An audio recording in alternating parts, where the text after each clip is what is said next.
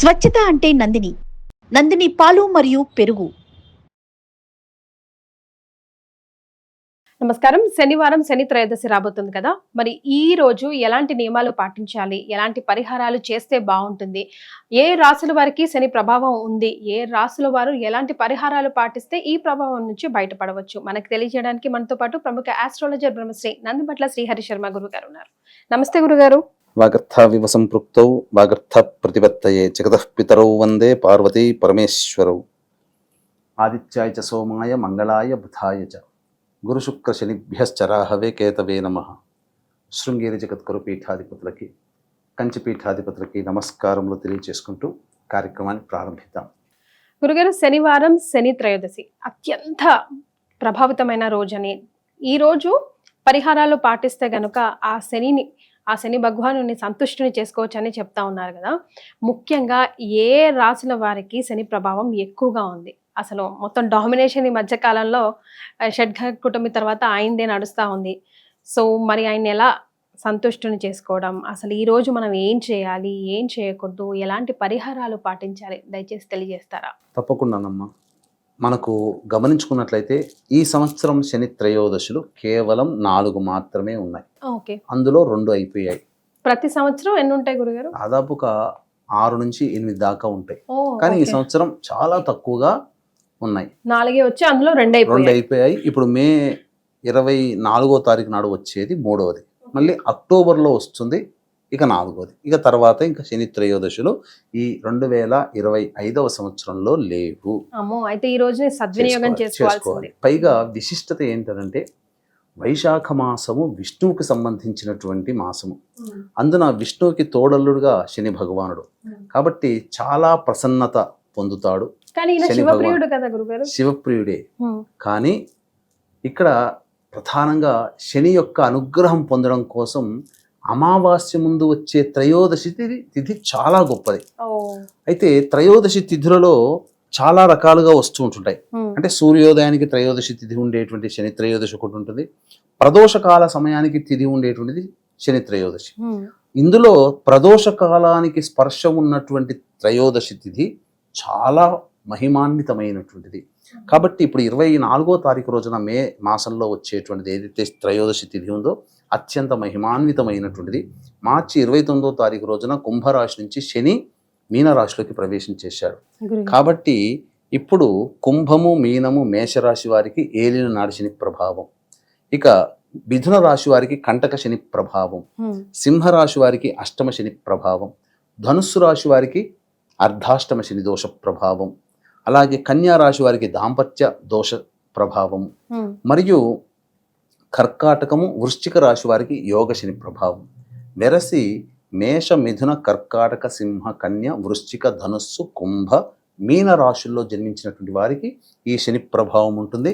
ముఖ్యంగా శని నక్షత్రాల్లో జన్మించినటువంటి వారు, శని దశ మరియు శని అంతర్దశలలో ఉన్నటువంటి వాళ్ళు, అలాగే చర్మము, తోలు సంబంధమైనటువంటి పరిశ్రమలు, ఇనుము, స్టీలు రంగంలో ఉన్నటువంటి పరిశ్రమలు, ఏసీ రంగంలో ఉన్నటువంటి పరిశ్రమలు, మట్టితో చేసేటువంటి పరిశ్రమలు ఏవైతే ఉంటాయో అవన్నీ కూడా ఈ సంబంధించినటువంటి వృత్తుల్లోకి వస్తాయి. ఈ యొక్క శని ప్రభావం వలన కలిగేటువంటి నష్టములు ఏంటి అంటే, చాలామంది తిట్టుకుంటూ ఉంటుంటారు, ఈ శని తగిలినట్టు తగిలాడరా ఎవరైనా మనం వెంటబడుతూ ఉంటుంటే. అంటే కర్మదోషము పట్టుకుంటుంది. చాలామంది ఇంతకుముందు అన్నట్టుగా బాధపడుతుంటారు. ఆ బాధలో శని భగవాన్ని తిట్టేసేస్తుంటారు, ఇది ఎక్కడి కష్టం రా, ఈ శని ఇట్లా చేస్తున్నాడు ఏం రాని. కానీ వాస్తవానికి చెప్పాలంటే మనం ఈ శని ప్రభావం ఎందుకు ఎంటర్ అవుతుంది అంటే, కర్మ సిద్ధాంత ప్రకారం చూసుకుంటే మనము పుట్టిన దారభ్యత, జ్ఞాత అజ్ఞాతశ్చ, జ్ఞానము అజ్ఞానము అంటే తెలిసి లేదా తెలియక చేసినటువంటి పాపకర్మల ప్రభావం వెంబడే మనం అనుభవించము. ఈ ప్రభావం ఎప్పుడు అవుతుందంటే, ఇది కూడుకొని వడ్డీతో సహా మనకు శని సంచారం జరుగుతున్నటువంటి సమయంలో దోష స్థానంలో ఉన్నప్పుడు ఆ శని ప్రభావము గతంలో చేసినటువంటి పాప పనుల వల్ల వడ్డీతో సహా మనం తీర్చుకుంటాం. అంటే ఏమవుతుంది, ఆ పాపకర్మల ప్రభావం వల్ల కష్టాలు ఎదురవుతుంటాయి. కాబట్టి ఈ శని ప్రభావం వలన కష్టాలు వస్తుంటాయి. గత జన్మ కర్మదోషాలు ఈ జన్మలో చేసినటువంటి ప్రభావాలు అని చెప్పవచ్చు. అందుకనే మనము ఈ శని భగవానుడికి సంబంధించినటువంటి పరిహారాల్లో అనేకంగా ఉన్నాయి. సాధారణమైనటువంటి పరిహారాలు చేసుకొని కూడా శని ప్రభావాన్ని మనం తగ్గించుకోవచ్చు. ఏంటా పరిహారాలు అని అన్నప్పుడు అయితే ముఖ్యంగా ఏ రాశులకి అంటే ఈ చెప్పినటువంటి మేష, మిథున, కర్కాటక, సింహ, కన్య, వృశ్చిక, ధనస్సు, కుంభ, మీన రాశుల్లో జన్మించినటువంటి వారికి ప్రధానంగా శని ప్రభావం ఉంటుంది. ఏమవుతుంది శని వల్ల అంటే ముఖ్యంగా ధనాన్ని నష్టపోతారు, అనారోగ్య సమస్యలు బయటపడుతూ ఉంటుంటాయి. అలాగే కింది స్థాయి వాళ్ళతో ఇబ్బందులు పడుతూ ఉంటుంటాం. అనవసరంగా మనం ఎవరికి ఒక రూపాయి అప్పు ఇవ్వము, కానీ ఈ శని ప్రభావం వల్ల అడిగిన వెంటనే ఎవరికైనా అప్పులు ఇస్తాం, అవి తిరిగి రాకుండా ఉంటాయి. చేసిన అప్పుని తిరిగి తెచ్చుకోలేకపోతుంటాము, ఉద్యోగాలు కోల్పోతుంటాం, వ్యాపారంలో నష్టం వస్తుంటుంది. అలాగే అనేక రకాలైనటువంటి పనులు ఏదైతే మనం మొదలు పెడతామో అప్పటి వరకు స్పీడప్గా ఉండి ఈ శని ప్రభావం రాగానే డౌన్ఫాల్ నెమ్మదిగా అవుతుంటుంది. కొంతమంది స్టాక్స్లలో పెట్టుబడి పెడతారు, డబ్బులు బాగా వస్తాయి, ఫిబ్రవరిలో, మార్చిలో వచ్చుంటాయి. ఏప్రిల్ నెలకు వచ్చేసరికి ఎందుకు కొంతమందికి డబ్బులు తగ్గిపోతుంటుంటాయి, అసలు నష్టపోతుంటారు అని అంటే శని ప్రభావం. కాబట్టి అనేక రకాలైనటువంటి ఇబ్బందులు ఈ శని ప్రభావం వల్ల కలుగుతాయి. కాబట్టి శనిని ప్రసన్నత చేసుకుంటే ఆ మనిషి ఆనందంగా జీవిస్తాడు. ఒకే చాలా చేయాల్సినటువంటి పరిహారాల్లో కొన్ని మాత్రమే తెలియచేస్తాను. ఏంటంటే నిజాయితీగా ఉండాలి, కష్టపడే తత్వాన్ని అలవర్చుకోవాలి. ఈ అద్భుతమైనటువంటి మహిమాన్వితమైనటువంటి శని త్రయోదశి కాబట్టి ఇక్కడ ఉదయం 7:16 వరకు ద్వాదశి తిథి ఉంది. ఆ తదనంతరం త్రయోదశి తిథి ప్రారంభమవుతుంది. రేవతి నక్షత్రం ఉంటుంది, మరియు మధ్యాహ్నం తర్వాత అశ్విని నక్షత్రం కూడా ఉంటుంది. కాబట్టి రెండు కూడా మంచి నక్షత్రాలే. 2 రాశులలో సంభవిస్తుంది. విశేషం ఏంటంటే రేవతి నక్షత్రం మీనరాశిలో ఉంటుంది, అశ్విని నక్షత్రం మేషరాశిలో ఉంటుంది. ఇలాంటి 2 రాశులలో శని త్రయోదశి కలిసినటువంటి అద్భుతమైన రోజు మళ్ళీ ఇంకా ఎప్పుడు మనం చూడలేము. ఎందుకంటే ఒకే నక్షత్రము ఒకే రాశిలో ఉంటుంది, కానీ 2 రాశులలో ఈ శని త్రయోదశి అనేటువంటి ప్రభావం ఉండడం వల్ల ఈ 2 కూడా ఏలిన నాటి శని ప్రభావానికి గురయ్యేటువంటి రాశులే. మీనములో రాశి రేవతి నక్షత్రం మీనరాశిలో ఉంటుంది, జన్మ శని అంటారు. తర్వాత అశ్విని నక్షత్రం మేషరాశిలోకి వస్తుంది, కాబట్టి కుటుంబ శని అని అంటారు.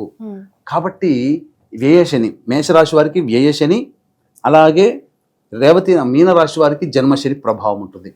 కాబట్టి ఇది అత్యంత విశేషమైనటువంటి ప్రభావవంతమైనటువంటి రోజుగా చెప్పవచ్చు ఈ సంవత్సరం ఉన్నటువంటి శని త్రయోదశిలలో. ఇక పరిహారాలకు వచ్చేసరికి 7:54 లేదా 7:40 వరకు కూడా దుర్ముహూర్తం ఉంటుంది. కాబట్టి స్నానం ఆచరించి 8 గంటలకల్లా దేవాలయానికి చేరుకొని చక్కగా స్వామికి అంటే నవగ్రహాల చుట్టూ శివాయ నమః అంటూ 27 ప్రదక్షిణలు చేసి చక్కగా నల్లటి బట్ట కట్టి నల్లటి ఒత్తితో నల్ల నువ్వుల నూనెతో ఇనుప ప్రమిదిలో కానీ మట్టి ప్రమిదిలో కానీ వేసినటువంటిది దీపారాధన చేసి శివాయ నమః అంటూ 27 ప్రదక్షిణలు చేసిన తర్వాత శనికి తైలాభిషేకం చేయాలి.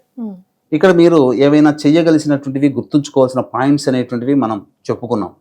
అందులో ప్రధానంగా ఉన్నటువంటిది ఏంటంటే ఆ అభిషేకం చేసేటప్పుడు కానీ అర్చన చేసేటప్పుడు కానీ ఏ పూజ ఆ శని భగవానుడి విగ్రహం ముందర చేస్తుంటామో ఆ శని భగవానుడి కళ్ళల్లో కళ్ళు పెట్టి చూడకూడదు, మొహం వైపు చూడకూడదు. ఎందుకంటే మనం ఎప్పుడైతే శని విగ్రహంలో ఆ ముఖాన్ని చూస్తామో ఆ శని యొక్క తీక్ష్ణ దృష్టి మనపై పడుతుంది. కాబట్టి తలకాయ ఉంచుకొని ఆ స్వామికి అర్చన చేసుకోవాలి, అభిషేకం చేసుకోవచ్చు. శివాయ నమః ఓం లేదా ఓం ప్రాం ప్రీం ప్రౌం సహ శనైశ్చరాయ నమః అంటూ అభిషేకం చేసుకోవచ్చు. తర్వాత మర్రి చెట్టులో శివాయ నమః అంటూ 27 ప్రదక్షిణలు చేసి మర్రి చెట్టు కానీ లేదా రావి చెట్టు కానీ చేసి చక్కెర కలిపినటువంటి పాలని ఆ యొక్క మొదట్లో వేయాలి రావి చెట్టు దగ్గర. ఇంకా విశేషంగా ఉంటే ఒక 1/4 కిలో నల్ల నువ్వులు తీసుకొని ఒక రాశిగా పోసి దాని మీద నల్ల నువ్వులతో దీపారాధన చేసి అక్కడ శని పంజర స్తోత్రము 19 సార్లు పారాయణం చేస్తే చాలా మటుకు ఈ శని ప్రభావం నుంచి బయటపడతారు. ఇక ప్రదోషకాల సమయం కూడా మనం చెప్పుకున్నాం కదమ్మా. ప్రదోషకాల సమయంలో శని భగవానునికి చాలా విశేషంగా చేసుకోవాలి. ముఖ్యంగా కొన్ని పరిహారాలు ఉన్నాయి. అయితే కొంతమంది దేవాలయాల్లో కాలభైరవుడు కూడా ఉంటాడు. కాబట్టి ఈ రోజున అనగా 24వ తారీఖు శనివారం త్రయోదశి తిథి ఉన్నటువంటి రోజున ఎవరైతే కాలభైరవునికి కానీ ఈశ్వరుని కానీ త్రయోదశి తిథి ఉన్నటువంటి సమయంలో కనుక మళ్ళీ అర్చన అభిషేకాదులు ఎవరైతే చేస్తారో వాళ్ళకి సంపూర్ణంగా శని ప్రభావం నుంచి బయటపడతారు. కాబట్టి ఇక్కడ ఛాయామూర్తి దానములు కూడా కొన్ని చేయాలి శని త్రయోదశి రోజున. అయితే వీక్షించేటువంటి ప్రేక్షకులు ఈ వివరాలు తెలుసుకునే ముందు ఇట్టి మహిమాన్వితమైనటువంటి అనగా 2 రాశులలో శని త్రయోదశి ఉంటుంది ఈ యొక్క సంవత్సరం మే 24వ తారీఖు రోజున. కాబట్టి మీన, మేష, మిథున, కర్కాటక, సింహ, కన్య, వృశ్చిక, ధనుస్సు, కుంభరాశుల్లో జన్మించినటువంటి వారికి శనిదోష పరిహారార్థమై శనీశ్వర హోమము, అఘోర పాశుపత మంత్ర హోమం, కాలభైరవ హోమంతో పాటు వివాహం కాని అబ్బాయిలకి అమ్మాయిలకి సంబంధించి హోమాది కార్యక్రమాలు జరిపించి, ముఖ్యంగా అనారోగ్య సమస్యలకి మృత్యుంజయ హోమం కూడా జరిపించి, శక్తిపాతము చేయబడినటువంటి ఈ శంకరుంగలీమాలని మీకు పూజ చేసి ఇవ్వడం జరుగుతుంది. ఇది పూజలో నమోదు చేసుకున్న వాళ్ళకి అందిస్తున్నాం తప్ప కేవలం మాల కోసము జరగట్లేదు. ఇదొక్కటి నియమాన్ని గమనించుకోండి. అవకాశం ఉన్న వాళ్ళు కార్యక్రమ తదనంతరం కాంటాక్ట్ చేసి శక్తిపాతము చేయబడినటువంటి శంకరుంగలీమాలని ఎలా పొందాలో వివరాలు తెలుసుకోవచ్చు. ఇక దానముల విషయాలకు వచ్చేసరికి మధ్యాహ్నము 1:40 నుంచి 2:40 మధ్య కాలంలో శనిహోర ఉంటుంది. ఆ శనిహోరలో చక్కగా బ్రాహ్మణుడికి నల్లటి వస్త్రము, నల్ల నువ్వులు, ఇనుప బాణి, అలాగే ఇనుప వస్తువుల్ని దానం చేయవచ్చు. లేదు పారిశుద్ధ్య కార్మికులకి కిచెన్ సామాన్లు కానీ, కనీసం టీ తాగడానికి ఏవైనా పైసలు డొనేట్ చేయడం కానీ, అనాథలకి, వికలాంగులకి, మానసిక శారీరక వికలాంగులకి తినే పదార్థాలు దానం చేస్తే చాలు. ఇక అవకాశం ఉంటే ఆ రోజు ఉపవాసం ఉండండి, లేకపోయినా పర్వాలేదు. కానీ ప్రదోషకాల సమయానికల్లా కూడా ఆ దేవాలయానికి, శివాలయానికి చేరుకోవాలి. ఈ ప్రదోషకాల సమయంలో ఛాయా దానం అనేటువంటిది చెయ్యాలమ్మా. అంటే ఏంటి గురుగారు? అంటే ఒక ఇనుప బాణీలో ఆవ నూనె తీసుకొని పడమర వైపుగా ఫేస్ పెట్టి ఆ ఆవ నూనెలో మన ఫేస్ చూడాలి. పూర్తిగా మన ఫేస్ చూసిన తర్వాత మనకున్నటువంటి ఆ శని దోషమంతా కూడా తొలగిపోవాలని ఆ ఆవ నూనెలో మన బింబాన్ని చూసుకుంటూ ముమ్మార్లు ఆ సంకల్పం చేసుకుని దేవాలయంలో కానీ, రావి చెట్టు దగ్గర కానీ, మర్రి చెట్టు దగ్గర కానీ ప్రదోషకాల సమయంలో నల్లవొత్తితో దీపారాధన పడమర దిక్కున వైపున చేసి వచ్చినటువంటి మానవుడి యొక్క సంకల్పం అతి త్వరలో నెరవేరుతుంది. అపమృత్యు భయదోషాలు ఏవన్నా ఉన్నా అవి తొలగిపోతాయి. ఇది ఛాయామూర్తి దానం అంటారు. దాన్ని బ్రాహ్మడికైనా దానం చేయొచ్చు. ఎవరు ఆ ఇనుప బాణిలో ఉన్నటువంటి ఆవ నూనెను ఎవరూ తీసుకోలేని వాళ్ళైతే దేవాలయంలో ఎక్కడైనా కానీ పడమర దిక్కుగా, లేదా రావి చెట్టు దగ్గరైనా, మర్రి చెట్టు దగ్గరనైనా పడమర దిక్కుగా ఉండి దీపారాధన చేసి రావచ్చు. ఇక తదనంతరం ప్రదోషకాల సమయంలో కాలభైరుడికి ఆవ నూనెతో అభిషేకం, లేదా ఈశ్వరుడికి ఆవ నూనెతో అభిషేకం అన్న జరిపించి నీలిరంగు పుష్పాలతో కానీ, నీలిరంగు చామంతి లేదా శంఖు పుష్పాలతో కానీ అర్చన చేసినట్లయితే అటువంటి వ్యక్తికి అటువంటి ఇంకా ఏ రకమైనటువంటి శని దోషములు కూడా ఉండవు. ముఖ్యంగా ఆవ నూనె దొరకని వాళ్ళకి మంచి నీటిలో కొన్ని నల్ల నువ్వులు వేసి ఆ నల్ల నువ్వులతో కలిపినటువంటి నీటితో కూడా ఈశ్వరుడికి లేదా కాలభైరుడికి అభిషేకం చేయవచ్చు. ఇది అంటే శక్తి ఉంటుంది. లేని వాళ్ళు కూడా అతి సులభమైనటువంటి పరిహారము ఇది చేసుకునేటువంటిదమ్మా. కాబట్టి చక్కగా ఇటువంటి నియమాన్ని ఆచరించినటువంటి వాళ్ళకి తప్పకుండా ఆ యొక్క శని దోష ప్రభావం అనేటువంటిది తొలగిపోయి ఆనందంగా జీవిస్తారు. అలాగే ఇప్పుడే మొన్ననే శని మారాడు కాబట్టి ఈ మేష, మిథున, కర్కాటక, సింహ, కన్య, వృశ్చిక, ధనుస్సు, కుంభ, మీన రాశుల్లో జన్మించినటువంటి వారికి ఈ శని దోష పరిహారార్థమై ఈ హోమాది కార్యక్రమాలన్నీ కూడా జరిపించి ఈ యొక్క శంకరుంగలి మాలని వాళ్ళకి శక్తిపాతం చేసినటువంటిది ఇవ్వడం జరుగుతుంది. సాయంకాలం పూట ప్రారంభమవుతుంది.